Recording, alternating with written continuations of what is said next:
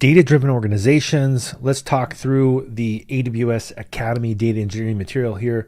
First up, if we think about what a data-driven organization is, this is a critical component to figuring out whether your organization is actually using data to make decisions.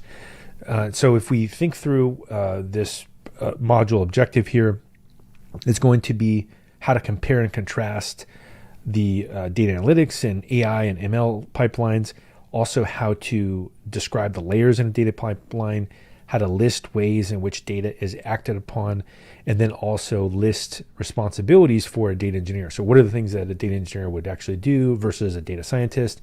And then also dive into some modern data strategies. So, okay, let's go ahead and get right into it here. A quote from Gartner in 2022 says that through 2026, organizations will accelerate their investments in data and analytics by 45% to become more data-driven and digital. So we know that people are going to use data more frequently. And some of the things that are important to think about are, the decisions behind data scientists or data analytics or AI ML. So for example, is the systemic analysis of large data sets, is this something you need to do? Like, you need to find patterns for customers? Is there programming logic to answer questions from data? Is it good for structured data with a limited number of variables? And then with AI and ML, you're looking at things like mathematical models that do prediction. Also, you're looking at how you can use large data to answer questions. We see this with Gen AI, for example, and then questions like unstructured data and where the variables are complex. So a good example of this would be how to distinguish a data analytics approach from an AI approach. This example, when you're thinking about it, could be a cat and dog. So if you had a large data set of images and you wanted to create a website that highlighted only dogs, how would you apply the data science to automatically identify which are dog pictures? If you're using traditional data analytics, you're going to need to create logic to identify the features that make a dog a dog. But if you think about it, there are different characteristics that a couple dogs would have that are still being recognized by humans as dogs. And how could you avoid making a cat fit into that model? And with machine learning, you want to train your model by showing it as many pictures as possible that are labeled as dogs. And then they learn to identify these new unlabeled pictures as dogs. And so given the fact that there's so many dog images that are available, this could be a good problem for machine learning. Another thing to consider would be your organization might want to use data analytics and also use AI ML as part of a way to make decisions. So for example, in the AI approach, maybe you're going to use summarization. In the analytics, you're going to look at total customers. So one of the ways you can think about this is that you can categorize analytics into four valuable categories. So first would be increasingly difficult to derive types like descriptive, diagnostic, predictive, and prescriptive, the volume of data needed, the amount of compute and storage required, and the complexity of the data science. These are all going to increase as you move from descriptive to predictive and then prescriptive decision support. So there's this analysis that you have to go through to figure out how to make more valuable insights. And when you have more data, there's potentially fewer barriers to make decisions. And so in this scenario, you could have, richer data sources are going to allow you to have powerful compute at lower costs. And because you can use pay-as-you-go infrastructure, you have a lot of flexibility to try out different ideas. And then cloud services are constantly changing. And so this lowers the overall cost and complexity of using big data analytics and AI ML in decision making. And it's going to be a lot easier to make predictions. So these are some of the things to consider.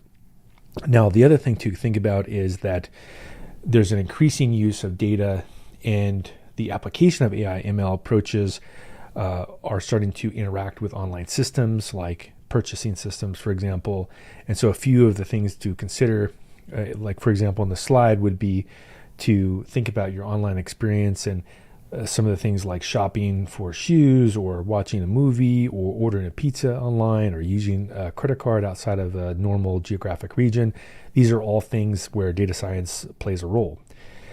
But more data doesn't necessarily equal more value. And some of the problems that come to play are that higher data costs, there's more unstructured data, there's greater security risks, there's also slow query processing. In addition, there could be regulatory concerns as you collect more data, especially if the data is personally identifiable information. So data becomes less valuable for decision making over time. The most valuable could be the near real time. And this could be, for example, flagging fraudulent credit card transactions. And then there's actionable would be within, let's say, some seconds. And then within minutes to hours, this is more reactive, like what happened yesterday with our sales. And then less valuable would be historical. It doesn't mean it's not valuable, but it could be potentially less valuable. So the trade-offs are how much should you invest to go faster and predict more accurately, and then how much is this incremental improvement going to really justify that additional cost? Also with the speed, like how often do you really need the answer in real time, and can you sacrifice the accuracy for speed? And then in terms of accuracy, how accurate does the prediction actually have to be? And then in terms of waiting for a better answer versus answering more quickly, where does that lie with your organization? So some of the key takeaways here are that data-driven organizations will use data science to inform decisions. This includes data analytics and AI. The main distinction between data analytics and AI ML is that the way the analysis is performed. With analytics, it's more of a programming problem. With AI and ML, it's more of a learning problem. So there'll be a more mathematical approach. And so AI and ML is often very good for unstructured data because there could be many variables and you're able to infer information like, for example, unsupervised machine learning. You could find patterns inside the data. And then with rapidly increasing availability of data coupled with decreasing costs, this is where there is some opportunity for organizations to make data-driven decisions. So let's talk next here about a data pipeline, and this is really one of the core components of all data engineering is the data pipeline. So in the simplest terms here, you can think about it as a collection process.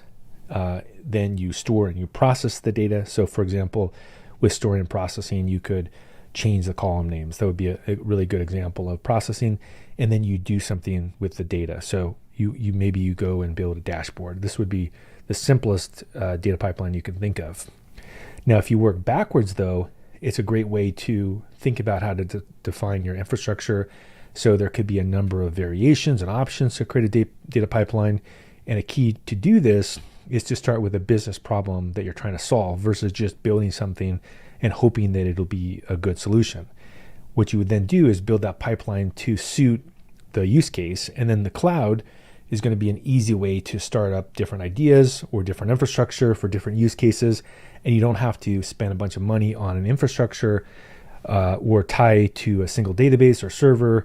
You can actually start with the business use case and then build the pipeline to support it. We also can think about the layers of pipeline infrastructure.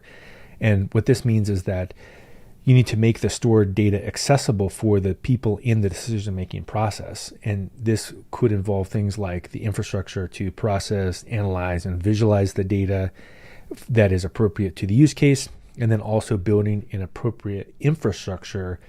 And you could do that by understanding the nature of the data and processing it and analyzing it according to that particular problem. Some of the things to consider as well would be to look at the pipeline from the perspective of the data as it travels through it, almost like water through a pipe. The pipeline has to support the ability to discover the details about the data and whether it's actually going to fit. You could start with a hypothesis, for example, and then experiment to see where it takes you. You also, the data may also need to be cleaned or normalized. And so you could merge multiple data sources, for example. You also need to look at the transformation as it moves through the pipeline. This could do things like modifying the format or changing names or making a catalog for the data. And then in each layer, as part of the transitioning, what you're going to do is you're going to take tasks that happen in multiple places, and then you're going to combine those all together. So in a traditional data science architecture, you have the extract, transform, load process, and this would be something that could apply in this scenario as well. You also could think about iteration when you're building the pipeline. So a key characteristic of deriving insights with a data pipeline is that you always have to design your pipeline so that you can change it. If you have a hypothesis about what you're going to find in the data, you need to do an experiment, and you might need to do different things with that data, and you're going to have to change potentially how it's collected or change how it's stored or change how it's processed. And if you cannot do that because you've got a hard-coded data pipeline, you've basically got yourself in a problem from the very beginning. So iteration and the ability to change is critical when you're building a data pipeline. Another example here of a simple pipeline would be you're a developer and you're taking a data set to be ingested into a pipeline as a CSV file. That's one of the more common kind of toy use cases, and that could contain structured data, right? The columns and the rows. And the developer would use a utility to compress it. Let's say it's a very large CSV file, and then it would upload that file to S3, and then the data science team would then analyze the data, and they could use even SQL select statements because Amazon S3 supports that. So some of the key takeaways here are that a data pipeline provides the infrastructure for data-driven decisions, and this includes things like layers that will ingest, store, process, and analyze and visualize the data. And data wrangling refers to the work to transform the data to prepare it for analysis. This is a iterative process, and a business problem should drive the pipeline design.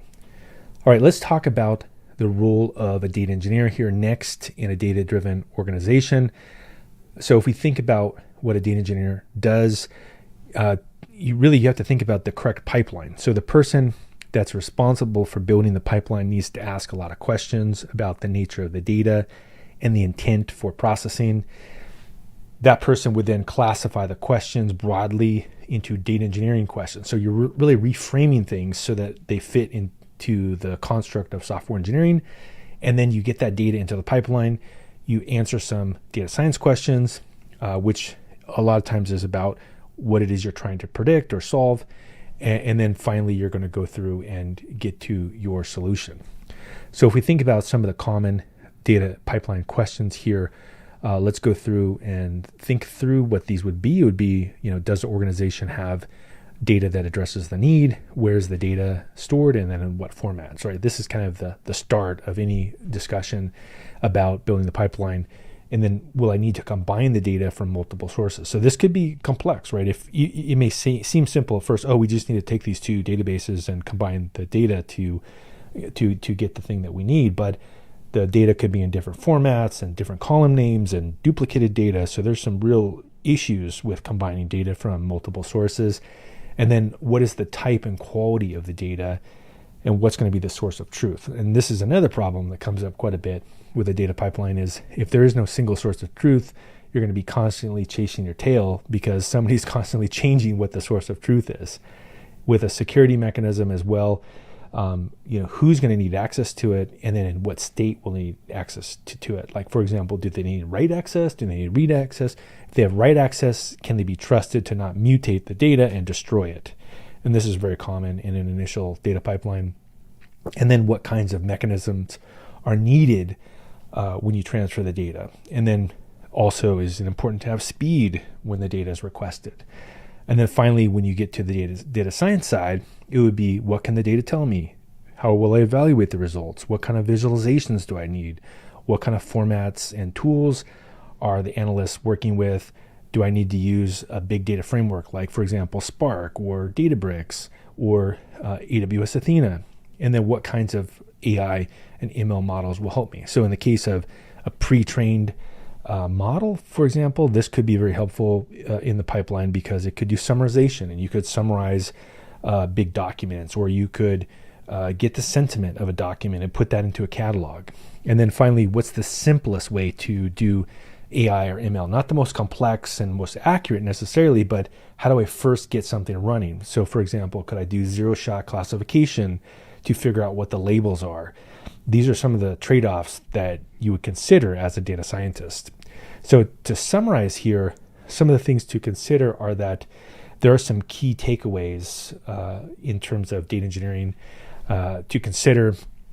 Data scientists and data engineers both work with the data pipeline, and depending on the organization, some tasks would be better performed by one or the other. But in general, a data engineer is going to focus on the infrastructure, and the data scientist is focused on analyzing the data in the pipeline. But in some organizations, that's the same role. All right, let's talk through some of the modern data strategies here next. If we think about a three-pronged strategy to build, you could think about you're working for an organization and they want to use data as a strategic asset. So this could be a new initiative. You're going to spend a lot of time helping the organization to adapt to more traditional infrastructures that support data analytics and AI ML. So a good example of this would be if your data infrastructure doesn't exist and you want to start doing analytics, the analytics, if it fits right into the production system, it could actually slow down the production system, right? If every time somebody asks for an API call, it also sends analytics data, you could basically be taking down your system. So there's some trade-offs here when you're thinking about the strategy. Now, if we think about modernization first, this will give an organization the ability to respond quickly to changes in the business landscape and incorporate new features. You could use AWS, for example, to do the heavy lifting, and you could also choose a data store that's going to match the problem you're solving. In terms of unification, the idea here is that you're going to break down data silos, you're going to let other people have access to it, you're going to use, let's say, a data lake so you can run queries efficiently, and you're going to have governance, right? You can't just have all of your data exposed to the internet because there could be legal problems. In fact, in the era of generative AI, someone could train on your data, and maybe you don't want them to train on your data. There's innovation as well. So if we think about moving to a proactive decision-making, maybe using pre-trained models, also taking advantage of cloud services, these are some of the things that could happen with innovation. And really what this means is taking advantage of cloud services that have AI and ML included. So some of the key takeaways here are that organizations want to become data-driven, and as a result, they're going to have to modernize. Modernization oftentimes means moving to reactive to proactive, and that means cloud-based. Unifying is about making a single source of truth, and innovation is about looking for new ways to really find value in the data. So really, to wrap things up here, let's talk about some of the things that we covered. We talked about comparing and contrasting how data and AI ML are different for decision processes. And we also talked about data analytics and AI and ML are helpful with predictions, but AI and ML by itself needs to learn from the data versus using, let's say, programming rules. And there's four main layers in a data pipeline. There's ingestion, there's storage, there's processing, and there's analysis and visualization. And we also talked about some of the actions that take place with a data pipeline, cleaning, transformation. And we also talked about some of the concerns between a data engineer and a data scientist, although sometimes, in fact, they're the same person. And then we talked about modernizing, unifying, and then doing an innovative approach for building